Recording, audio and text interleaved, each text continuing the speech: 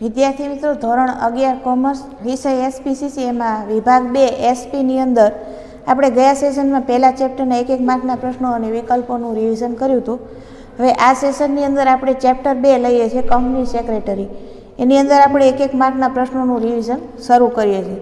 તો એની અંદર આપણે પહેલો પ્રશ્ન જોતા જઈએ. તો પહેલો પ્રશ્ન છે, કેએમપી કોને કહેવાય? કેએમપી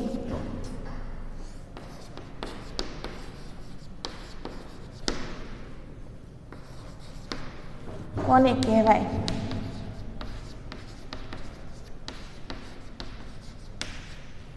તો કેએમપી કોને કહેવાય? તો કંપનીમાં જે ચાવીરૂપ સંચાલકીય વ્યક્તિ હોય એને કેએમપી કહેવામાં આવે છે. કેએમપીનું ફૂલ ફોર્મ શું થશે? કી મેનેજરિયલ પર્સનલ, એવું એનું ફૂલ ફોર્મ થશે. અને ગુજરાતીમાં એને કહેવાય ચાવીરૂપ સંચાલકીય વ્યક્તિ. ત્યાર પછી બીજો પ્રશ્ન જોઈએ, નવો કંપની ધારો ક્યારે અમલમાં આવ્યો? નવો કંપની ધારો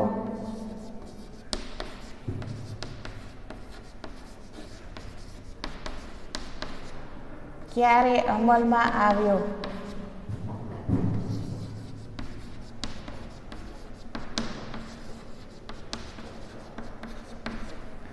નવો કંપની ધારો ક્યારે અમલ હતો? નવો કંપની ધારો વર્ષ 2013માં અમલમાં આવ્યો. તે પહેલાં 1956નો કંપની ધારો ચાલતો હતો. ત્યાર પછી ત્રીજો પ્રશ્ન જોઈએ, સેક્રેટરી પાસે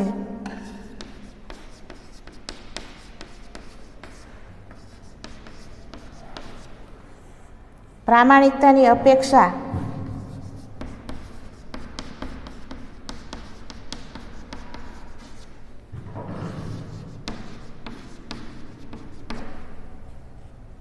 કેમ રાખવામાં આવે છે?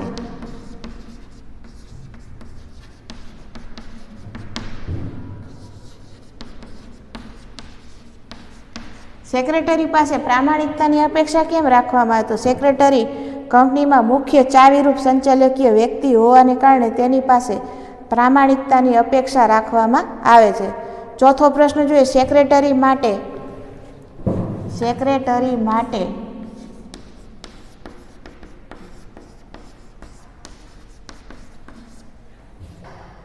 ઝડપી નિર્ણય શક્તિ કેવી રીતે ઉપયોગી છે? ઝડપી નિર્ણય શક્તિ કેવી રીતે ઉપયોગી છે?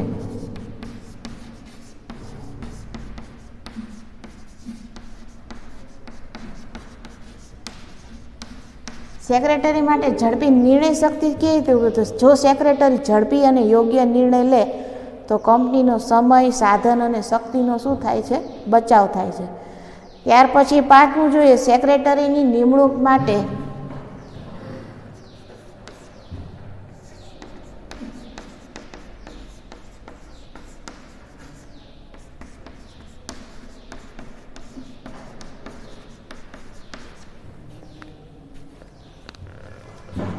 સંચાલક મંડળમાં પસાર કરેલા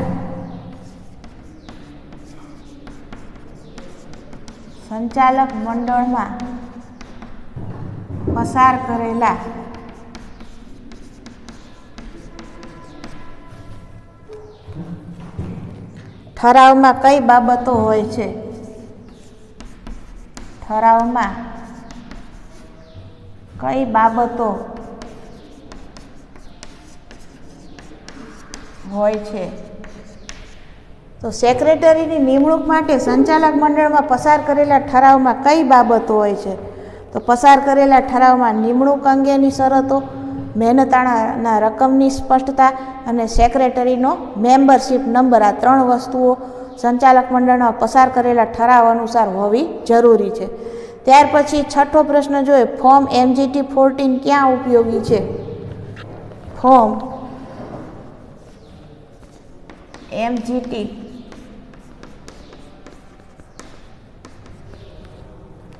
14 ક્યાં ઉપયોગી છે?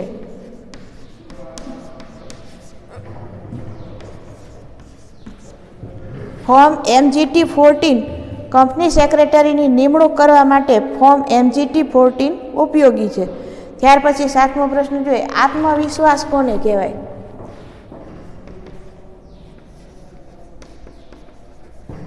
આત્મવિશ્વાસ કોને કહેવાય?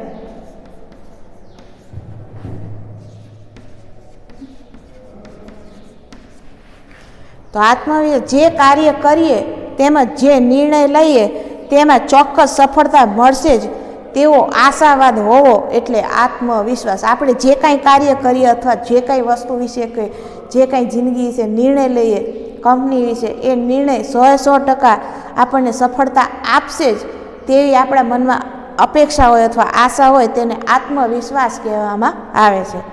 8મો પ્રશ્ન જોઈએ, નેતાગીરીમાં કયા ગુણો હોવા જોઈએ? નેતાગીરીમાં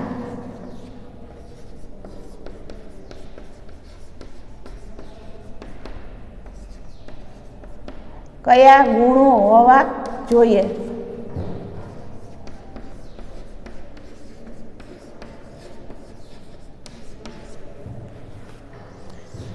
નેતાગીરીમાં કાર્યસૂઝ, પહેલ કરવાની વૃત્તિ, સહકારની ભાવના, સાહસિકતા, આત્મવિશ્વાસ વગેરે જેવા ગુણો હોવા જોઈએ. એટલે કે નેતાગીરીમાં કાર્ય કરવાની સૂઝ હોવી જોઈએ, પોતે અંદરથી કાર્ય કરવાની એને પ્રેરણા હોવી જોઈએ. બીજું, પહેલ કરવાની વૃત્તિ હોવી જોઈએ, સહકારની ભાવના હોવી જોઈએ, સાહસિકતા હોવી જોઈએ, આત્મવિશ્વાસ જેવા ગુણો હોવા જોઈએ. ત્યાર પછી 9મો પ્રશ્ન આપણે જોઈએ,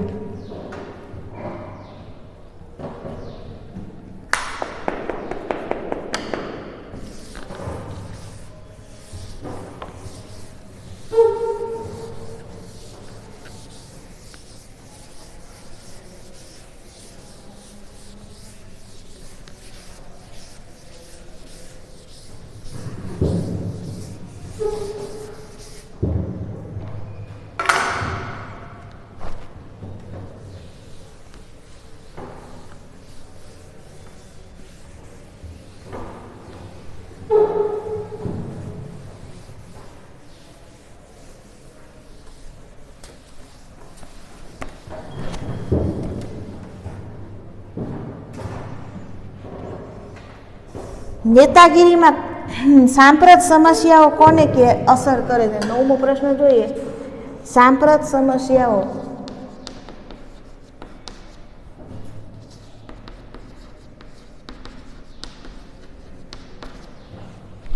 કોને અસર કરે છે?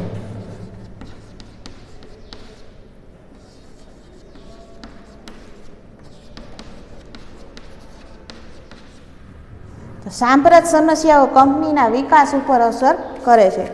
10મો પ્રશ્ન જોઈએ આપણે, સેક્રેટરી કંપની વતી બેંકમાં ખાતું ક્યારે ખોલાવી શકે?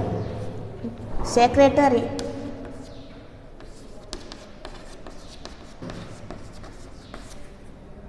કંપની વતી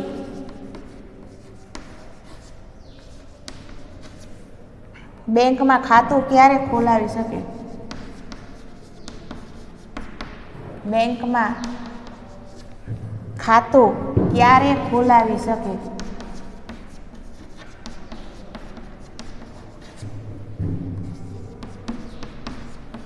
તો સેક્રેટરી કંપની વતી કંપનીને સ્થાપનાનું પ્રમાણપત્ર મળે પછી સેક્રેટરી કંપની વતી બેંકમાં ખાતું ખોલાવી શકે. કંપનીને જ્યાં સુધી સ્થાપનાનું પ્રમાણપત્ર ન મળે ત્યાં સુધી બેંકમાં ખાતું ખોલાવી શકાય નહીં. સ્થાપનાનું પ્રમાણપત્ર મળે પછી જ ખાતું ખોલાવી શકાય. 11મો પ્રશ્ન જોઈએ, કંપની સેક્રેટરી મોહરનો ઉપયોગ ક્યાં કરી શકે? કંપની સેક્રેટરી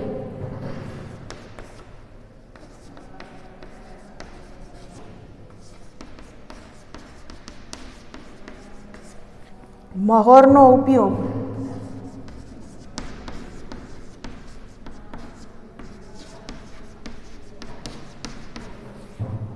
ક્યાં કરી શકે?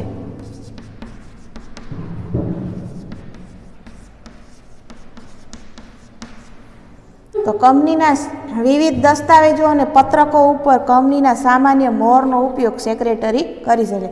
કંપનીના જે જુદા જુદા દસ્તાવેજો છે અને પત્રકો છે એની ઉપર કંપનીના સામાન્ય મોહરનો ઉપયોગ સેક્રેટરી કરી શકે.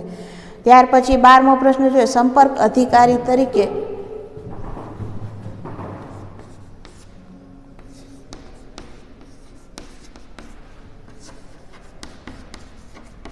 સંપર્ક અધિકારી તરીકે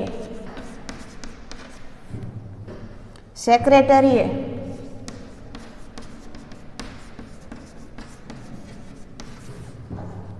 કોની સાથે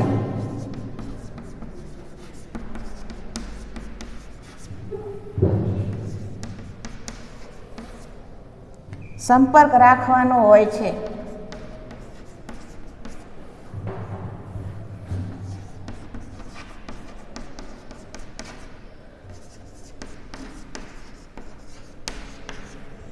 તો સંપર્ક અધિકારી તરીકે સેક્રેટરીએ કોની સાથે સંપર્ક રાખવાનો હોય? તો સંપર્ક અધિકારી તરીકે સેક્રેટરીએ પ્રેસ, સરકારી વિભાગો, ગ્રાહકો, શેર હોલ્ડરો, ડિબેન્ચર હોલ્ડરો, લેણદારો, કર્મચારીઓ, બેંક, ઓડિટર, નિષ્ણાંતો, સોલિસિટર વગેરે આ બાહ્ય પક્ષકારો સાથે સંપર્ક રાખવાનો હોય છે.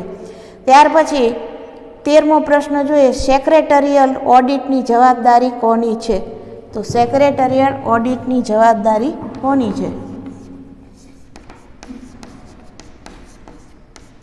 સેક્રેટરીયલ ઓડિટની જવાબદારી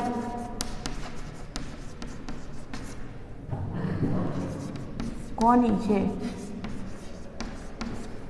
તો સેક્રેટરીયલ ઓડિટ રિપોર્ટ નક્કી કરેલા ફોર્મમાં નોંધાવવાની જવાબદારી કોની છે? કંપનીના સેક્રેટરીની છે. 14મો પ્રશ્ન જોઈએ, સેક્રેટરી દસ્તાવેજોમાં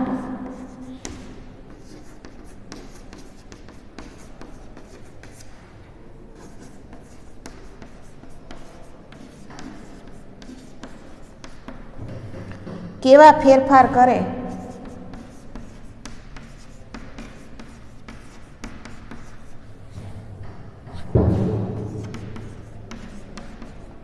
તો તે જવાબદાર ઠરે છે.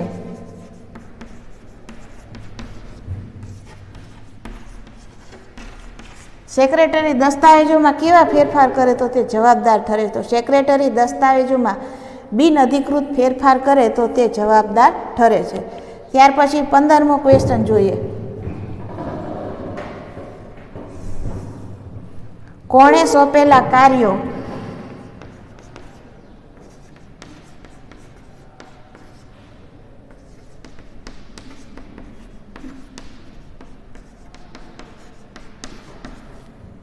કરવાની સત્તા, કાર્યો કરવાની સત્તા સેક્રેટરીને છે?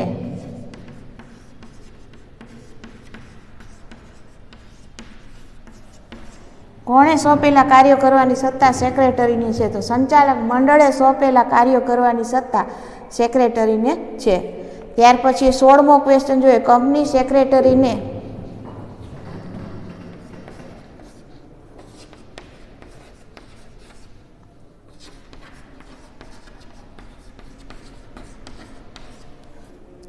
કયા કંપની ધારા મુજબ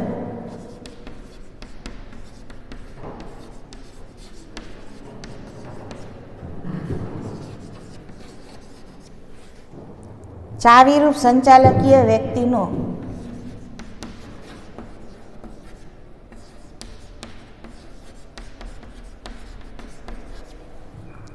દરજ્જો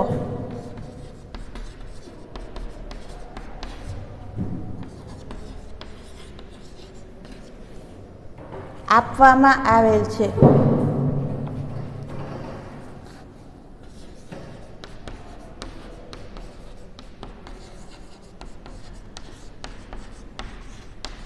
કંપની સેક્રેટરીને કયા કંપની ધારા મુજબ ચાવીરૂપ સંચાલકીય વ્યક્તિનો દરજ્જો આપવામાં આવેલ છે?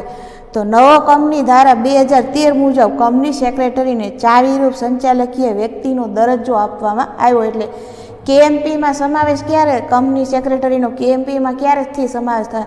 તો કંપની ધારા 2013 મુજબ કેએમપીમાં કંપની સેક્રેટરીનો સમાવેશ થવા લાગ્યો. ત્યાર પછી હવે 17મો ક્વેશ્ચન આપણે જોઈએ,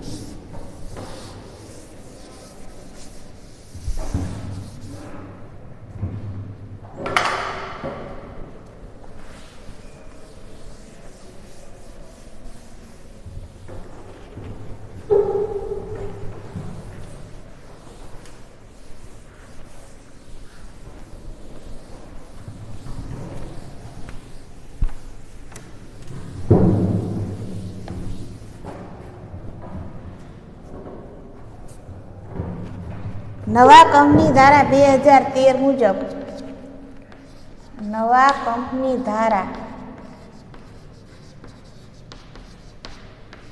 2013 મુજબ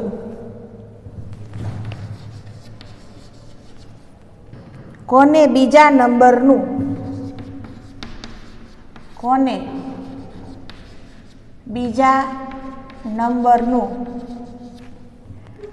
કેએમપી તરીકે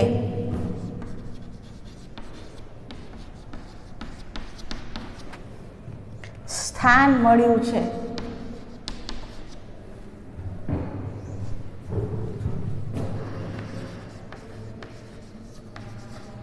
નવા કંપની ધારા 2013 મુજબ કોને બીજા નંબરનું કેએમપી તરીકે સ્થાન મળે? તો નવા કંપની ધારા 2013 મુજબ કંપનીના સેક્રેટરીને બીજા નંબરનું કેએમપીમાં સ્થાન આપવામાં આવે છે. ત્યાર પછી નેક્સ્ટ ક્વેશ્ચન જોઈએ 18મો. કંપની સેક્રેટરીએ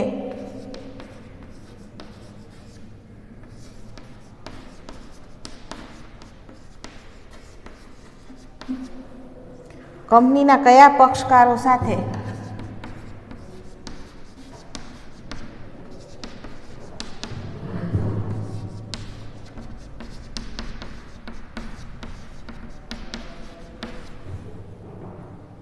કામગીરી બજાવવાની હોય છે?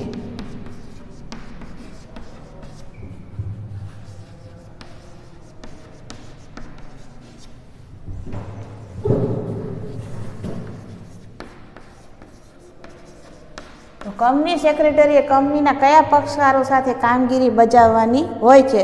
તો કંપની સેક્રેટરીએ કંપનીના વિવિધ પક્ષકારો સાથે કામગીરી બજાવવાની હોય, જેમ કે શેર હોલ્ડરો હોય, ડિબેન્ચર હોલ્ડરો હોય, સંચાલક મંડળ હોય, સરકારી અધિકારીઓ હોય, કર્મચારીઓ હોય, બેંકો, નિષ્ણાંત વ્યક્તિઓ, સામાન્ય પ્રજાજનો સાથે કામગીરી કરવાની હોય છે. આ બધા છે એ કંપનીના બાહ્ય પક્ષકારો કહેવાય. આ બાહ્ય પક્ષકારો સાથે કંપની સેક્રેટરીએ રોજે રોજ કામગીરી કરવાની હોય છે. ત્યાર પછી 19મો ક્વેશ્ચન જોઈએ. શા માટે કંપની સેક્રેટરીનું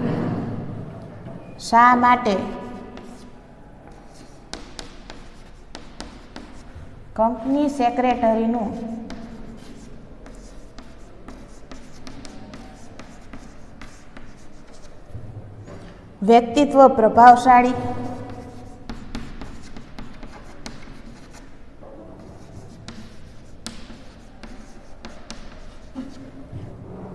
અને આકર્ષક હોવું જોઈએ?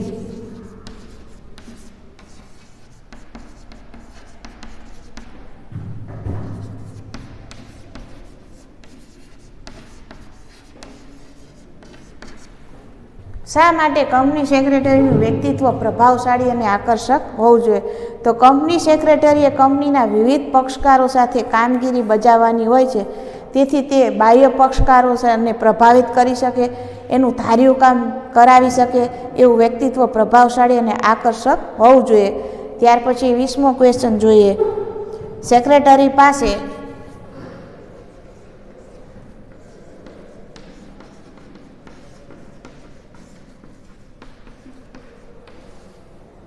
વિશ્લેષણ ક્ષમતા ન હોય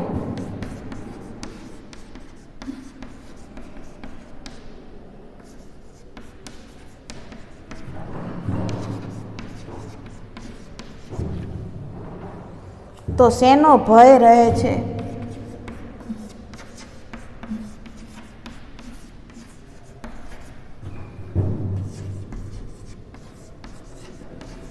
સેક્રેટરી પાસે વિશ્લેષણ ક્ષમતા ન હોય તો કોઈ ખોટો નિર્ણય લેવાઈ જવાનો ભય રહે છે. હવે 21મા ક્વેશ્ચનથી આપણે નેક્સ્ટ સેશનની અંદર રિવિઝન કરીશું.